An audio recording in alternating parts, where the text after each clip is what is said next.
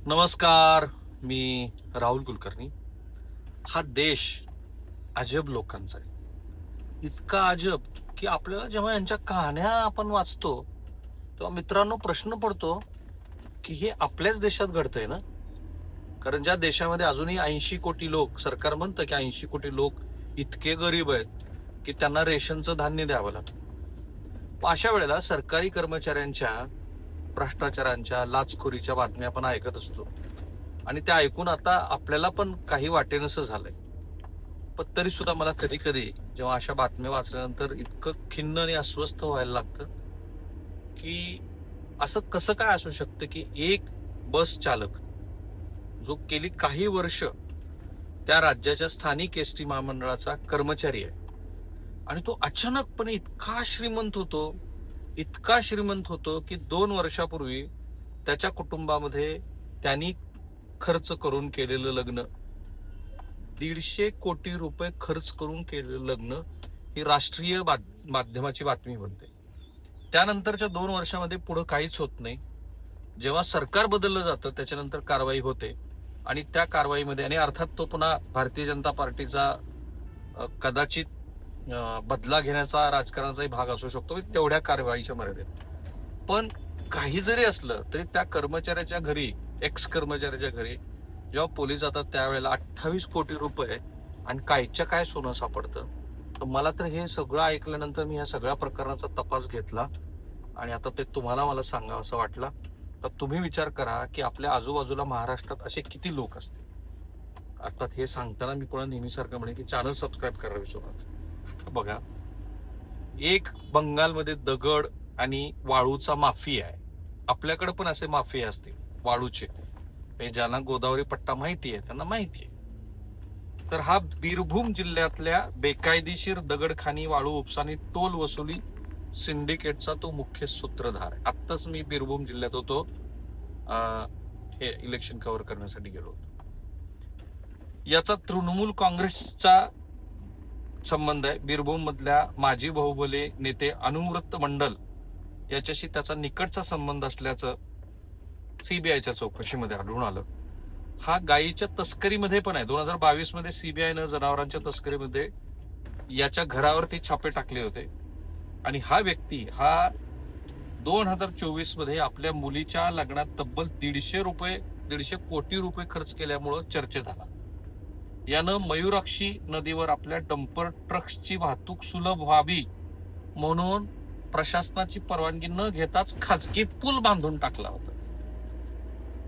जेव्हा हे माध्यमामध्ये बातम्या आल्या त्यानंतर मग ते थांबलं. त्यानंतर ट्रक मधून बेकायदेशीर वसुली करण्यासाठी शासनाच्या नावाखाली बनावट पावत्या छापून कोट्यावधींचा महसूल बुडवल्याचा त्याच्यावरती आरोप आहे. इतके सगळे कारनामे केलेला व्यक्ती जेव्हा तृणमूलचं सरकार होतं त्यावेळेला कसा काय अटकेत आला नाही आणि आता भाजपला बरं लगेच तो सापडला, असा खरा प्रश्न आहे. हा व्यक्ती आहे टुलू मंडल उर्फ मोहम्मद निजुमुद्दीन. बीरभूम मधल्या बेकायदेशीर दगड व वाळू उत्खनन व्यवसायातला तो मुख्य संशयित आहे, जो फरार होता आणि त्याला आता अटक केली. त्याचा दुसरा एक मेहुणा आणि मॅनेजर आहे, त्याचं नाव आहे मिनार मंडल. हा मिनार मंडल हा उत्तर बंगाल राज्य परिवहन महामंडळाचा, ज्याला NBSTC म्हणतात, माझी बस चालक आहे.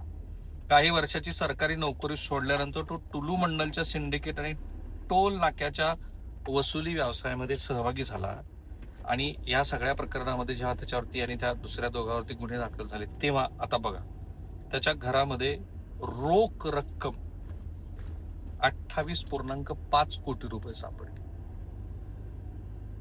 सोनं 15 किलो सोनं सापडलं, ज्याच्यामध्ये 1 किलोच्या 14 सोन्याच्या लगडी आणि 100 ग्रॅमची 10 सोन्याची बिस्किट समाविष्ट आहे, ज्याचं बाजार मूल्य आहे 21.5 कोटी रुपये. एकूण 50 कोटी रुपयाची संपत्ती जप्त झाली. कुठून? देऊच्या गाव, मोहम्मद बाजार पोलीस ठाण्याच्या हद्दीत, बीरभूम जिल्हा, पश्चिम बंगाल. हे कधी झालं? 21 जुलै ते 30 जुलै 2026 रात्री. का झालं ते पण लक्षात. मे 2026 मध्ये पश्चिम बंगाल विधानसभा निवडणुकीचे निकाल लागल्यापासून मुख्य आरोपी टुलू मंडल फरार होता. विरोधी पक्षनेते शुभेंदू अधिकारी तेव्हाचे यांनी त्याला वाळू व दगड माफिया असं संबोधलं होतं. निवडणुकीच्या काळात आणि नंतर बेकायदेशीर खाणकाम, महसूल चोरी आणि वसुली सिंडिकेट चालवल्याचा त्याच्यावरती आरोप आहे. भाजप आणि तृणमूल काँग्रेस यांच्यात यावरून जोरदार राजकीय आरोप प्रत्यारोप सुरू झाले होते. तृणमूल काँग्रेसनं या प्रकरणामध्ये दोषीवरती कठोर कारवाई करण्याची मागणी केली. आता हे पोलिसांना सापडलं कसं, हे इंटरेस्टिंग. बीरभूम पोलिसांनी काही दिवसापूर्वी पकडलेल्या दरोडेखोर व चोरांच्या चौकशीतून मिनार मंडलचं नाव समोर आलं. पोलिसांनी केंद्रीय दलाच्या मदतीनं मिनार मंडलच्या 2 मजली घरावरती अचानक छापा टाकला. नोटा मोजण्यासाठी 5 नोटा मशीन्स आणि सोन्याचे वजन करणारे काटे आणावे लागले. जप्त केलेली रोख रक्कम व सोने भरण्यासाठी मेटलच्या ट्रंकचा म्हणजे पेट्यांचा वापर करून ते पोलीस ठाण्यामध्ये नेण्यात आले. आणि आता ह्या मिनार मंडल तुम्ही होणार त्याला अटक केलेली आहे, दोघांनाही अटक केली आहे. आणि नोकरी आणि व्यवसायाचा जो संदर्भ मी तुम्हाला दिला तो NBSTCचा सरकारी कर्मचारी होता. सरकारी नोकरी सोडल्यानंतर तो या सगळ्या प्रकरणामध्ये सहभागी झाला. आता तुम्ही म्हणाल की मी फक्त हे बंगालचं कशाला सांगितलं, हे जे वाळू माफिया आहेत ना, तर त्यांच्या संदर्भात मला बीड जिल्ह्यातल्या गेवराईतनं, जालना जिल्ह्यातल्या काही भागातनं आणि जवळपास सगळ्याच जिल्ह्यातनं असे फोन येतात की आमच्याकडचे वाळू माफिया हे खरोखर वाळू माफिया. आणि म्हणून फक्त बंगालला नावं ठेवायचं काहीच कारण नाहीये. बंगालची फक्त मी कहाणी तुम्हाला सांगितली. हे जे वाळू आणि खान माफिया आहेत हे अख्ख्या देशभर पसरलेले आहेत. त्यांचं काहीतरी थोडं बहुत राजकीय खुट्ट झालं की मगच ते सापडतात. जसं आता ह्या केसमध्ये तृणमूल काँग्रेस तिथे सत्तेवरती असती तर त्या मंडलला कोण अटक केली असती, आणि वाईस वर्सा म्हणजे भाजपच्या सरकारमध्ये सगळं अलबेल आहे असं मानायचं काही कारण नाहीये. मी तुम्हाला सांगण्याचा उद्देश हा आहे की हा देश अशा वाळवीने पोखरलेला आहे. मग ते सरकारी कर्मचारी असू द्या, लाचखोर, नाहीतर ही अशी मंडळी असू द्या की ज्याच्या माध्यमातून अजूनही ह्या देशामध्ये पॅरलल अर्थव्यवस्था चालत राहते. ते मला तुम्हाला सांगायचं होतं. चॅनल सबस्क्राईब करायला विसरू नका. थँक्यू.